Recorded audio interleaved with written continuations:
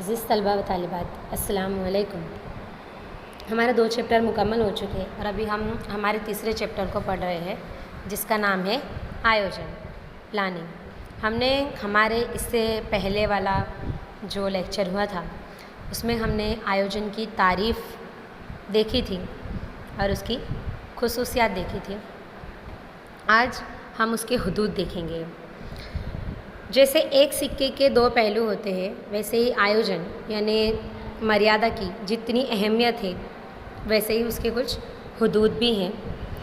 जैसे हम जानते हैं कि मनसूबाबंदी हर एक शोबे में ज़रूरी है। मनसूबाबंदी के बिना आपका किसी भी शोबे में काम हो नहीं सकता। मगर हमें एक बात हमेशा ध्यान में रख कर चलनी है कि मनसूबाबंदी सिर्फ रहनुमाई करने वाला पथदर्शक, पथ यानी रास्ता, दर्शक यानी बताने वाला, कि वो रहनुमाई करने वाला है, वो खुद मुकम्मल नहीं है या वो खुद अधूरा भी नहीं है।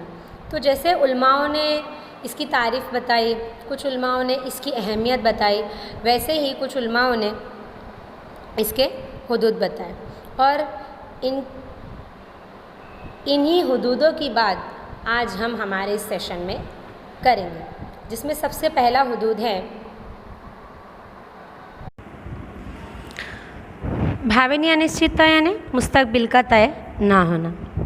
मुस्तकबिल फ्यूचर के बारे में तुम, मैं या कोई तीसरा कितना भी बड़ा आदमी हो दुनिया का, वो सिर्फ इमेजिनेशन कर सकता है ना, कि ऐसा होगा या ऐसा हो सकता है, लेकिन वो मुकर्रर तौर पर ये नहीं कह सकता।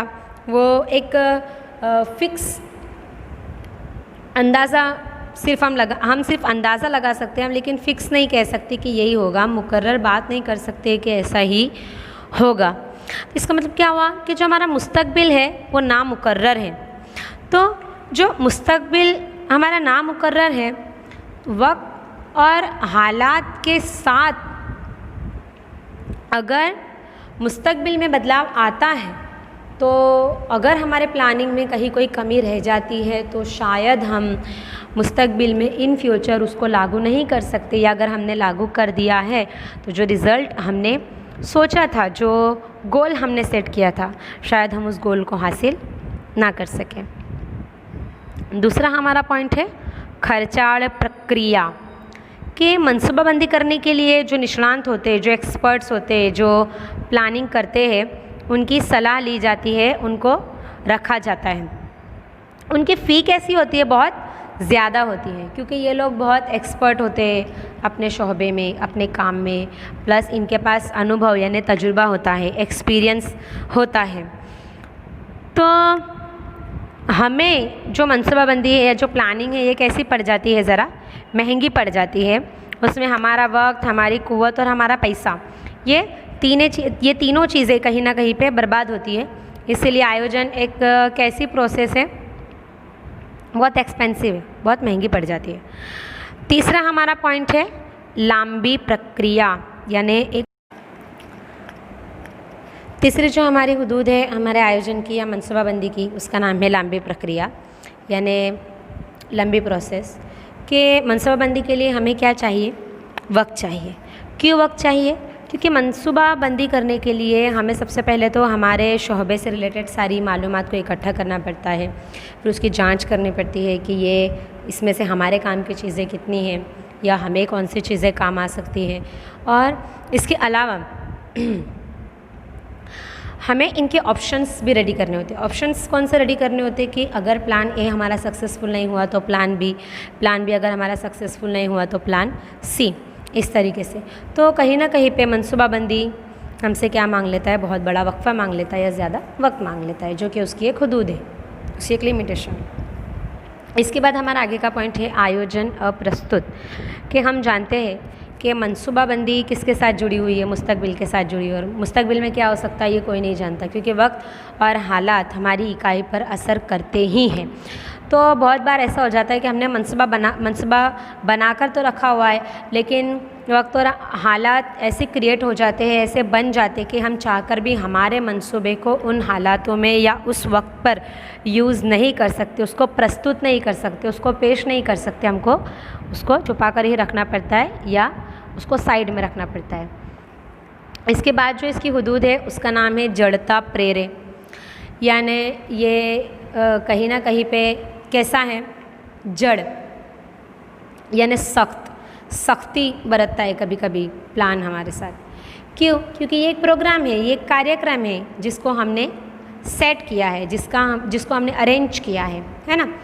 तो कभी कभी क्या होता है कि मनसूबाबंदी आपने कर तो ली, लेकिन जब आप उसका अमल कर रहे हो, जब आप उसको फॉलो कर रहे हो, तब अधिकारी, ऑफिसर्स या मुलाजिम चाहकर भी उसके अंदर बदलाव नहीं ला सकते। क्यों बदलाव नहीं ला सकते? क्योंकि उन्हें कहीं ना कहीं पे ये डर रहता है कि अगर इस मनसूबा बंदी में मैं कोई बदलाव लाऊंगा तो हो सकता है कि जो गोल सेट किया है मेरे ऊपरी ऑफिसर्स ने वो शायद हासिल ना हो सके, तो मैं क्या जवाब दूंगा। तो ये कहीं ना कहीं पे मनसूबाबंदी सख्त हो जाता है।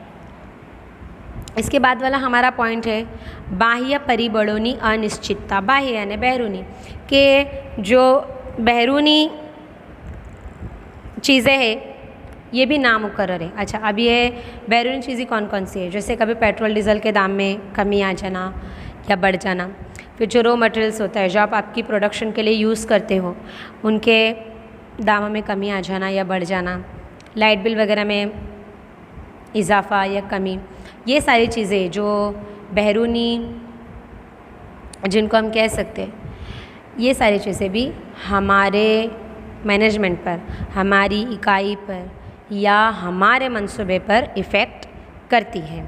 कैसा इफ़ेक्ट करती है? मोस्ट ऑफ, ज़्यादातर तो नेगेटिव ही इफ़ेक्ट करती है।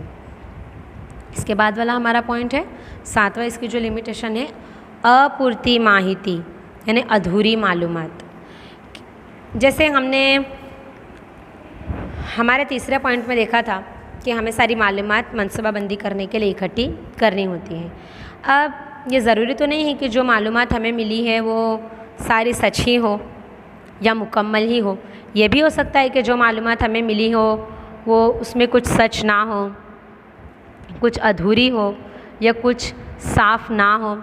तो जब ऐसी अधूरी मालूमात हमें हासिल होती है और जब हम उस पर अमल करते हैं, तब जो हमारा गोल था, जो हमारा मकसद था, जिस मकसद को मद्देनज़र रखकर हमने मनसूबाबंदी की थी, वो मकसद हम हासिल नहीं कर सकते।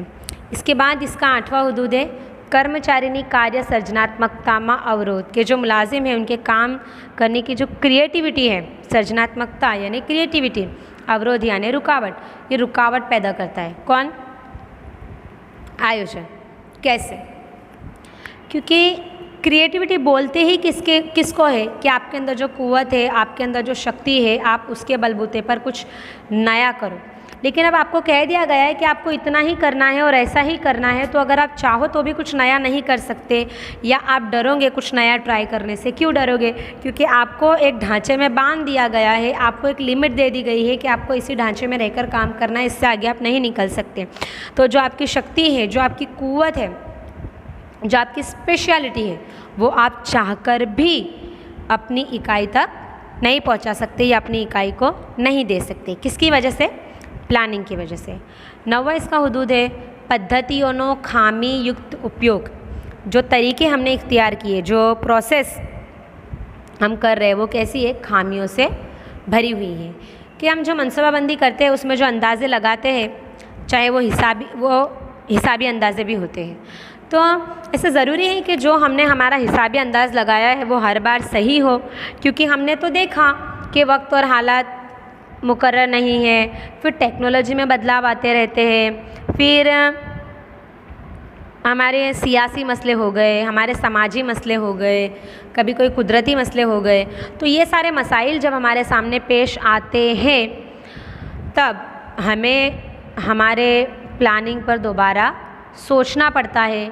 लेकिन इतनी सारी हुदूदें होने के बावजूद भी जो एक निचोड़ आता है वो तो यही आता है कि आयोजन के अलावा आपके पास कोई ऑप्शन नहीं है। ये भी एक सच्चाई है। क्यों आयोजन के अलावा आपके पास कोई ऑप्शन नहीं है? क्योंकि मनसूबाबंदी से हमने जब उसकी अहमियत देखी थी, तब हमने देखा था कि मनसूबाबंदी से आप आपके सारे कामों को आसानी से कर पाते हो, वक्त पर कर पाते हो, अपने मुलाजिमों पर काबू कर पाते हो। अब हमारा आगे वाला जो नेक्स्ट पॉइंट है उसका नाम है आयोजनीय प्रक्रिया, प्रोसेस ऑफ प्लानिंग।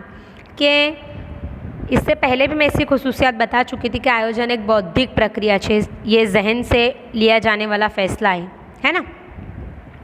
मुस्तकबिल में हम कौन कौन सी सरगर्मियाँ करने वाले हैं उनका नक्शा है, और इस नक्शे में रंग भरने का काम कौन करता है? कौन करता है? संचालन। नक्शा क्या है? आयोजन, प्लानिंग, और इस नक्शे में काम, रंग भरने का काम कौन करता है? हमारा संचालन या हमारी मैनेजमेंट। तो जब हम मैनेजमेंट कर रहे हैं और मैनेजमेंट करते हुए जब हमने प्लानिंग रेडी किया है, तो वो प्लानिंग करने के लिए, वो मनसूबाबंदी करने की भी एक प्रोसेस होती है, एक तरीका होता है जिसको हम पद्धति कहते हैं, बराबर। तो वो पद्धति, वो प्रोसेस कितनी है? 8 है।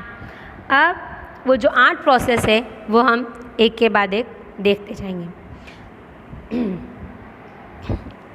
जिसमें हमारा सबसे पहला पॉइंट है हेतु निर्धारण, यानी मकसद को तय करना, गोल को सेट करना।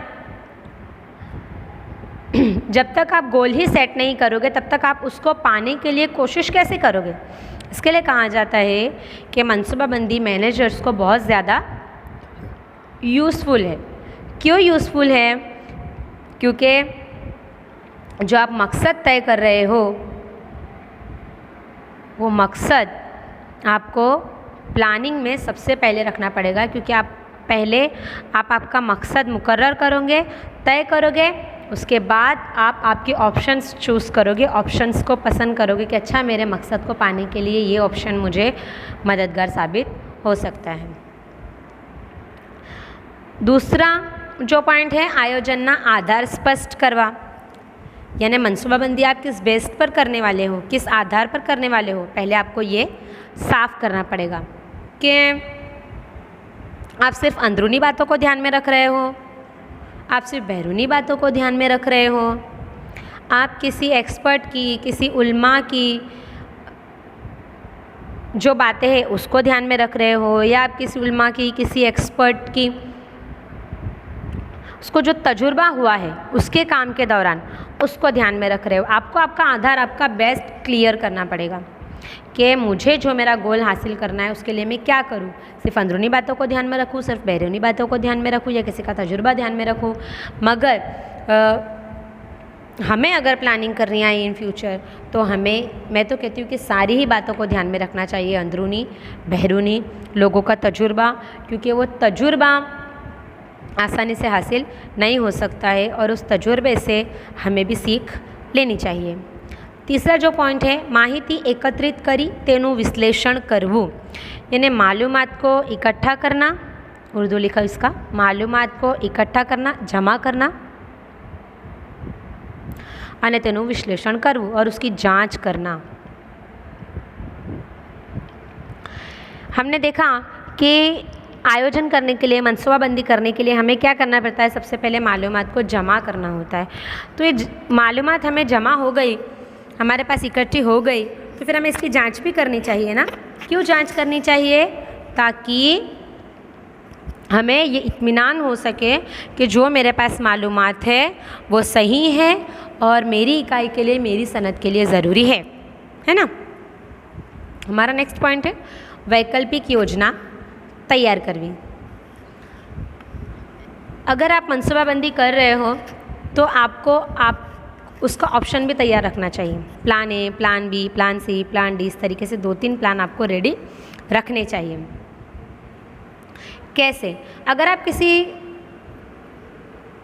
सामान को बेचते हो, उसकी फ़रोख्त करते हो, उसका सेल करते हो, तो आपको पहले आपका कॉन्सेप्ट क्लियर होना चाहिए कि आप खुद पहले उसका प्रोडक्शन करके उसको बेचने वाले हो या तैयार पहले उसको ख़रीद कर बेचने वाले हो। अच्छा, फिर आप बेचने वाले हो तो कैसे बेचने वाले हो? उसको होलसेल में बेचने वाले हो, उसको रिटेल में बेचने वाले हो। फिर आपको अपना कारोबार कहाँ तक रखना है? सिर्फ अपने शहर पुरता ही महदूद रखना है या अपनी रियासत में फैलाना है या अपने पूरे ज़िले में, अपने पूरे डिस्ट्रिक्ट में फैलाना है? ये सारे जो छोटी छोटी बातें होती है इनके ऊपर ठीक से ध्यान देना है। इसके बाद विकल्पोनी विचारणा करवी। जो ऑप्शन हमने तय किए, plan B, plan C, plan D, उसमें रिस्क तो रहेगा, क्योंकि आप रिस्क नहीं लोगे तब तक आपको अनुभव तजुर्बा कैसे मिलेगा। जैसे अभी एक्सपर्ट आकर उनके अनुभव की कहानियाँ, उनके तजुर्बे की कहानियाँ आपको सुनाते हैं, वैसे आप अपने तजुर्बे की कहानियाँ किसको सुनाओगे, नहीं सुनाओगे। तो आपके पास जो ऑप्शन है उनमें रिस्क तो है, लेकिन ये रिस्क आपको ज़हनी एतबार से लेना है। आपको पूरी कोशिश करनी है कि आप भले ही रिस्क ले रहे हो, मगर इस रिस्क की वजह से इन फ्यूचर आपकी इकाई को या आपको कोई तकलीफ़ ना पड़े। इसके अलावा आपको आपकी इकाई में एक 4-5 लोगों की एक टीम बना देनी चाहिए, ऑपरेशन रिसर्च OR करके, ताकि ये आप जो प्लान कर रहे हो ये कितना सक्सेसफुल हो सकता है इसके ऊपर रिसर्च कर सकें। छठा आपका पॉइंट है चौक्कस योजना स्वीकारवी।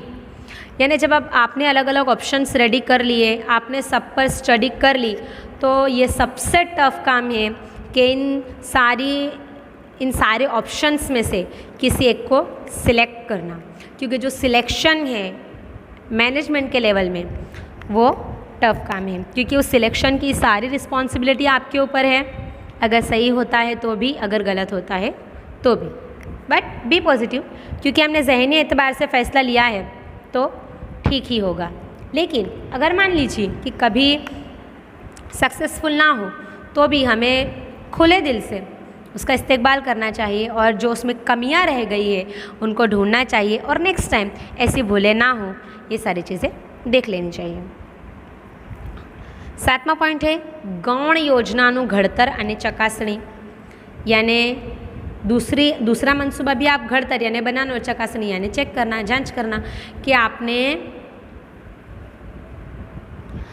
जो दूसरा प्लान रेडी किया है, दूसरा प्लान रेडी किया है मतलब एक मिसाल से समझ लेंगे कि कोई कंपनी है जो कार बनाती है, ठीक है। तो अब वो टायर जो उसकी कार में यूज़ होते हैं, तो ये टायर वो खुद ही बनाएंगी वो कंपनी, या किसी और कंपनी के रेडीमेड ले लेंगी, रेडीमेड खरीद लेगी।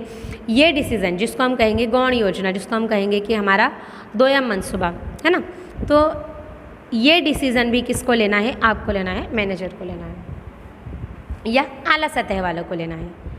इसके बाद हमारा लास्ट पॉइंट है योजनाનું मूल्यांकन, कि जो हमने गौण योजना यानी जो हमने हमारा दूसरा मनसूबा तय कर लिया, क्योंकि हमने तो योजना स्वीकार ली ना, तय कर लिया ना, अब उसके बाद हमको उसको चेक करना है, उसको जांचना है कि जो दूसरा मनसूबा, जो दूसरा प्लान मैंने रेडी किया है या जिस पर मुझे काम करना है वो कैसी है।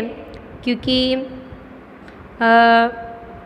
हमारे सारे ही डिसीज़न हमेशा सही हो ऐसा ज़रूरी नहीं है, इसलिए हमें जो एक्सपर्ट है या जो हमारे सलाहकार है उन्हें भी अपना प्लान बताना चाहिए, क्योंकि मानस मात्र भूलने पात्र, गुजरात में कहावत है कि हम इंसान हैं और हमसे भूल हो सकती है, तो हमें जो हमारे बड़े हैं या जो दूसरे हैं, उलमा हैं, एक्सपर्ट हैं, उनकी भी थोड़ी सी हेल्प ले लेनी चाहिए, उनकी भी सलाह को मानना चाहिए।